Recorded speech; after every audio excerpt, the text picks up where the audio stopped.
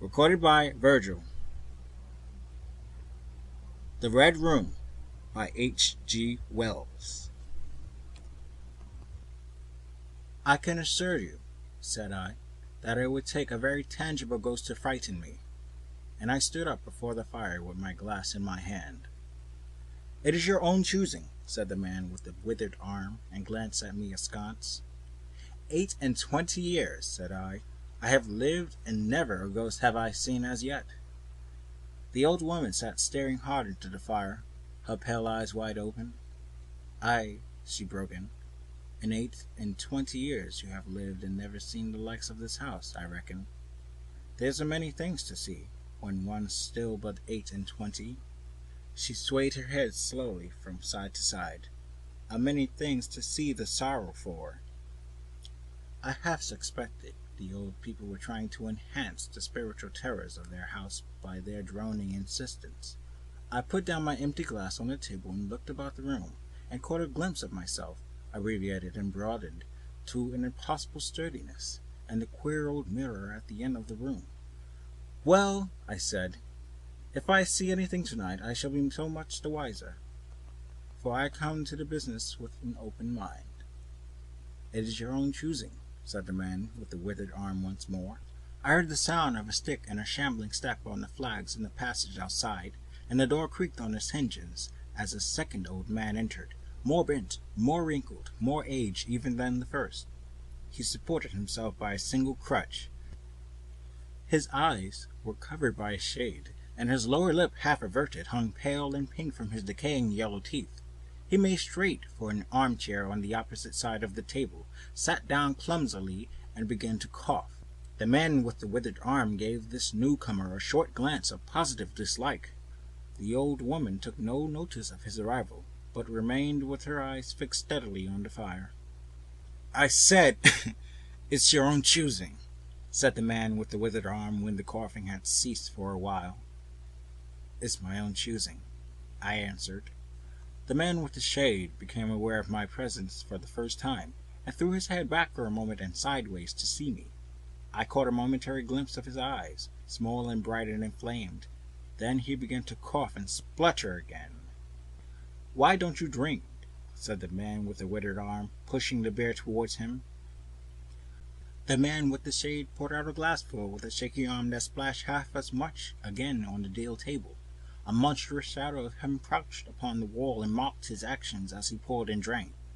I must confess, I had scarce expected these grotesque custodians. There is to my mind something inhuman in senility, something crouching and atavistic. The human qualities seemed to drop from old people insensibly day by day.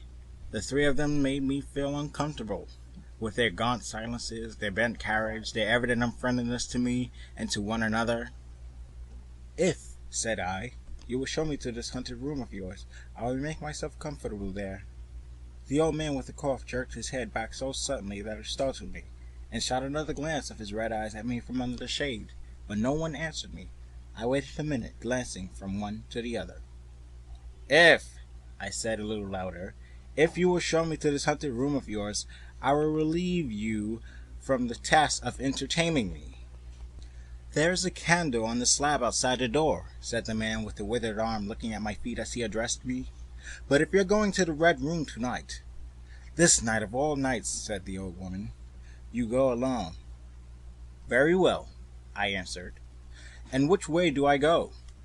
"You go along the passage for a bit," said he, "until you come to a door, and through that is a spiral staircase, and halfway up that is a landing and another door covered with baies. Go through that and down the long corridor to the end, and the Red Room is on your left up the steps." "Have I got that right?" I said, and repeated his directions.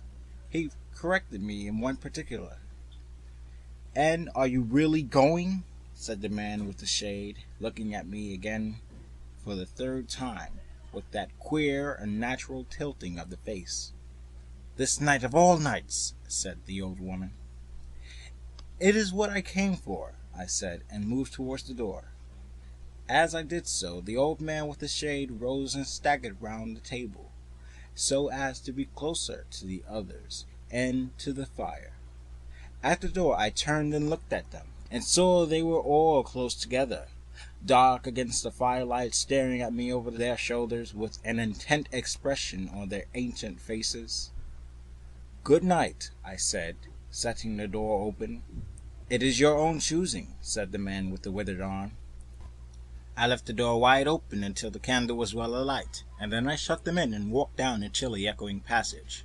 I must confess that the oddness of these three old pensioners in whose charge her ladyship had left the castle, and the deep-toned, old-fashioned furniture of the housekeeper's room in which they foregathered, affected me in spite of my efforts to keep myself at a matter-of-fact phase.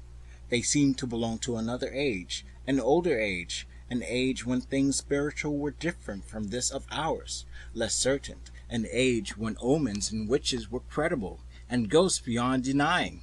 Their very existence was spectral, the cut of their clothing, fashions born in dead brains. The ornaments and conveniences of the rooms about them were ghostly, the thoughts of vanished men, which still hunted rather than participated in the world of today. But with an effort I sent such thoughts to the right about. The long, draughty subterranean passage was chilly and dusty, and my candle flared and made the shadows cower and quiver. The echoes rang up and down the spiral staircase, and a shadow came sweeping up after me, and one fled before me into the darkness overhead. I came to the landing and stopped there for a moment, listening to a rustling that I fancied I heard. Then, satisfied of the absolute silence, I pushed open the baize-covered door and stood in the corridor. The effect was scarcely what I expected, for the moonlight coming in by the great window on the grand staircase picked out everything in vivid black shadow or silvery illumination. Everything was in its place. The house might have been deserted only yesterday instead of 18 months ago. There were candles in the sockets of the sconces, and whatever dust had gathered on the carpets or upon the polished flooring was distributed so evenly as to be invisible in the moonlight. I was about to advance, and stopped abruptly. A bronze group stood upon the landing, hidden from me by the corner of the wall, but its shadow fell with marvelous distinctness upon the white paneling, and gave me the impression of someone crouching to waylay me. I stood rigid for half a minute, perhaps. Then, with my hand in the pocket that held my revolver, I advanced, only to discover that a ganymede, an eagle glistening in the moonlight. That incident for a time restored my nerves, and a porcelain Chinaman on the buhl table, whose head rocked silently as I passed him, scarcely startled me. The door to the Red Room and the steps up to it were in a shadowy corner.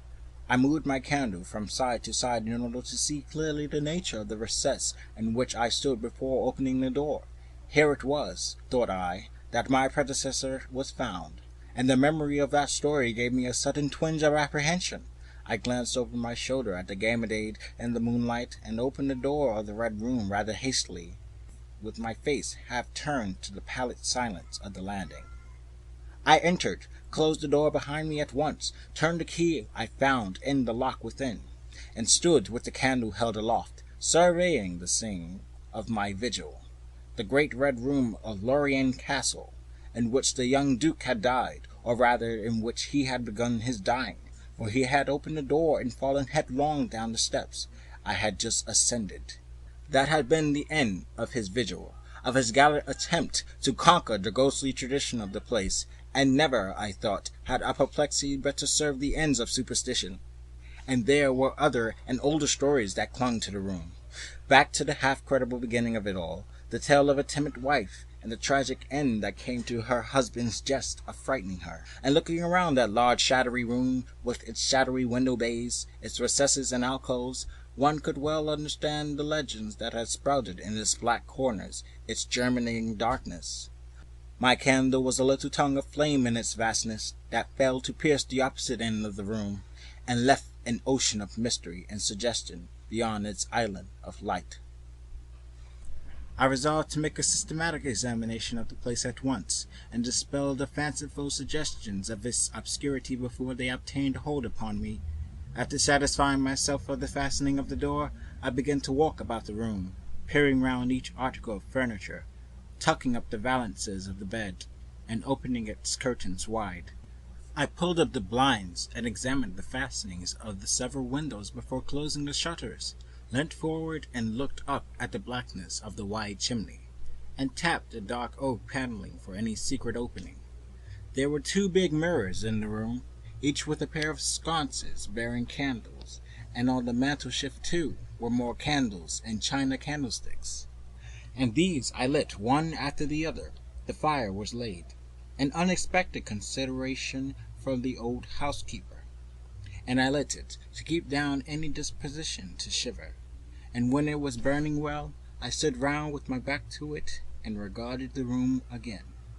I had pulled up a chintz-covered armchair and a table to form a kind of barricade before me, and on this I lay my revolver ready to hand. My precise examination had done me good, but I still found the remoter darkness of the place and its perfect stillness too stimulating for the imagination. The echoing of the stir and the crackling of the fire was no sort of comfort to me. The shadow in the alcove at the end in particular had that undefinable quality of a presence, that odd suggestion of a lurking living thing, that comes so easily in silence and solitude. At last, to reassure myself, I walked with a candle into it, and satisfied myself that there was nothing tangible there. I stood that candle upon the floor of the alcove, and left it in that position. By this time I was in a state of considerable nervous tension, although to my reason there was no adequate cause for the condition. My mind, however, was perfectly clear. I postulated quite unreversely that nothing supernatural could happen, and to pass the time I began to string some rhymes together, in goes by fashion, of the original legend of the place. A few I spoke aloud, but the echoes were not pleasant. For the same reason I also abandoned, after a time, a conversation with myself upon the impossibility of ghosts and hunting. My mind reverted to the 3 old and distorted people downstairs, and I tried to keep it upon that topic. The somber reds and blacks of the room troubled me. Even with the 7 candles the place was merely dim. The one in the alcove flared in a draught, and the fire flickering kept the shadows and penumbra perpetually shifting and stirring, casting about for a remedy. I recalled the candles I had seen in the passage, and with a slight effort walked out into the moonlight, carrying a candle and leaving the door open, and presently returned with as many as 10. These I put in various knickknacks of china with which the room was sparsely adorned, lit in place where the shadows had lain deepest, some on the floor, some in the window recesses, until at last my 70 candles were so arranged that not an inch of the room but had the direct light of at least one of them. It occurred to me that when the ghost came, I could warn him not to trip over them. The room was now quite brightly illuminated. There was something very cheery and reassuring in these little streaming flames, and snuffing them gave me an occupation and afforded a reassuring sense of the passage of time. Even with that, however, the brooding expectation of the vigil weighed heavily upon me. It was after midnight that the candle in the alcove suddenly went out, and the black shadow springs back in its place. I did not see the candle go out. I simply turned and saw the darkness was there, as one might start and see the unexpected presence of a stranger. "By Jove," I said aloud, "that draught a strong one." And taking the matches from the table, I walked across the room in a leisurely manner to relight the corner again. My first match would not strike, and as I succeeded with the second, something seemed to blink on the wall before me. I turned my head involuntarily and saw the 2 candles on the little table by the fireplace were extinguished. I rose at once to my feet. "Odd," I said. "Did I do that myself in a flash of absent-mindedness?" I walked back, relit one, and as I did so, I saw the candle on the right sconce of one of the mirrors wink and go right out, and almost immediately its companion followed it. There was no mistake about it. The flame vanished, as if the wicks had been suddenly nipped between a finger and a thumb, leaving the wick neither glowing nor smoking, but black. While I stood gaping, the candle at the foot of the bed went out, and the shadows seemed to take another step towards me. "This won't do," said I, and first one, then another candle on the mantel-shelf followed. "What's up?" I cried with a queer high note getting into my voice somehow. At that the candle on the wardrobe went out, and the one I had relit in the alcove followed. "Steady on," I said. "These candles are wanted." speaking with a half-hysterical facetiousness and scratching away at a match the while for the mantle candlesticks. My hands trembled so that twice I missed the rough paper of the matchbox. As the mantle emerged from darkness again, 2 candles at the remoter end of the window were eclipsed. But with the same match, I also relit the larger mirror candles, and those on the floor near the doorway, so that for the moment I seemed to gain on the extinctions. But then in a volley there vanished 4 lights at once in different corners of the room, and I struck another match in quivering haste and stood hesitating whether to take it. As I stood undecided, an invisible hand seemed to sweep out the 2 candles on the table.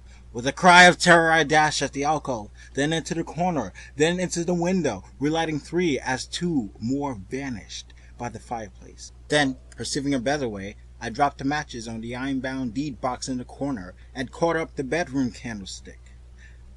With this I avoided the delay of striking matches, but for all that steady process of extinction went on, and the shadows I feared and fought against returned and crept in upon me. First a step gained on this side of me, and then on that. It was like a ragged storm cloud sweeping out the stars. Now and then one returned for a minute, and was lost again. I was now almost frantic with the horror of coming darkness, and my self-possession deserted me. I leapt, panting and disheveled, from candle to candle in a vain struggle against that remorseless advance. I bruised myself on the thigh against the table. I sent a chair headlong. I stumbled and fell and whisked the cloth from the table in my fall. My candle rolled away from me, and I snatched another as I rose. Abruptly this was blown out, as I swung it off the table by the wind of my sudden movement, and immediately the 2 remaining candles followed. But there was light still in the room, a red light that starved off the shadows from me. The fire! Of course I could thrust my candle between the bars and relight it. I turned to where the flames were dancing between the glowing coals and splashing red reflections upon the furniture, made 2 steps towards the grate, and incontinently the flames dwindled and vanished. The glow vanished, the reflections rushed together and vanished, and as I thrust the candle between the bars, darkness closed upon me like the shutting of an eye, wrapped about me in a stifling embrace, sealed my vision, and crushed the last vestiges of reason from my brain. The candle fell from my hand. I flung out my arms in a vain effort to thrust that ponderous blackness away from me, and, lifting my voice, screamed with all my might, once, twice, thrice. Then I think I must have staggered to my feet. I know I thought suddenly of the moonlit corridor, and, with my head bowed and my arms over my face, made a run for the door. But I had forgotten the exact position of the door, and struck myself heavily against the corner of the bed. I staggered back, turned, and was either struck myself against some other bulky furniture. I have a vague memory of battering myself to and fro in the darkness, of a cramped struggle, and of my own wild crying as I darted to and fro, of a heavy blow at last upon my forehead, a horrible sensation of falling that lasted an age, of my last frantic effort to keep my footing, and then I remember no more. I opened my eyes in daylight. My head was roughly bandaged, and a man with a withered arm was watching my face. I looked about me, trying to remember what had happened, and for a space I could not recollect. I turned to the corner, and saw the old woman, no longer abstracted, pouring out some drops of medicine from a blue phial into a glass. "Where am I?" I asked. "I seem to remember you, and yet I cannot remember who you are." They told me then, and I heard of the haunted red room as one who hears a tale. "We found you at dawn," said he, "and there was blood on your forehead and lips." It was very slowly I recovered my memory of my experience. "You believe now," said the old man, "that the room is haunted?" He spoke no longer as one who greets an intruder, but as one who grieves for a broken friend. "Yes," said I, "the room is haunted." "And you have seen it, and we who have lived here all our lives have never set eyes upon it, because we have never dared. Tell us, is it truly the old earl who—" "No," said I, "it is not." "I told you so," said the old lady, with the glass in her hand. "It is this poor young countess, who is frightened. It is not, I said. There is neither ghosts of Earl nor ghosts of Countess in that room. There is no ghost there at all, but worse, far worse. Well, they said, the worst of all things that hunt poor mortal man, said I, and that is, in all its nakedness, fear. Fear that will not have light or sound, that will not bear with reason, that deafens and darkens and overwhelms. It followed me through the corridor. It fought against me in the room. I stopped abruptly. There was an interval of silence. My hand went up to my bandages. Then the man with the shade sighed and spoke. That is it, said he. I knew that was it. A power of darkness to put such a curse upon a woman. It lurks there always. You can feel it even in the daytime, even of a bright summer's day. In the hangings, in the curtains, keeping behind you however you face about. In the dusk it creeps along the corridor and follows you, so that you dare not turn. There is fear in that room of hers, black fear, and there will be, so long as this house of sin endures. End of The Red Room by H.G. Wells.